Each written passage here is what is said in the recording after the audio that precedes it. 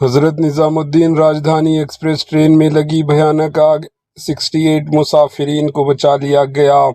راجستھان میں اتوار کی صبح تریونتاپورم سے دہلی جانے والی تریویندرم حضرت نظامالدین راجدھانی ایکسپریس ٹرین میں اچانک آگ لگ گئی۔ ایک بوگی میں لگی آگ چند لمحوں میں 7 والی بوگی تک پھیل گئی۔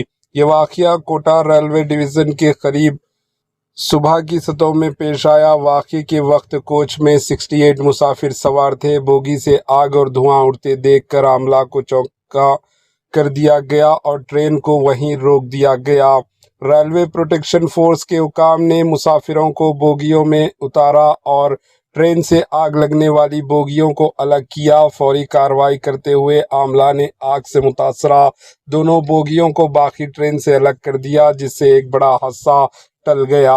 ابتدائی اطلاعات کے مطابق اس آگ کی وجہ شارٹ سرکٹ بتائی جا رہی ہے۔ مسافروں کو بروقت محفوظ طریقے سے باہر نکال لیا گیا، جس کے باعث کسی جانی نقصان کی کوئی اطلاع نہیں ملی۔ Bureau report, AHN news.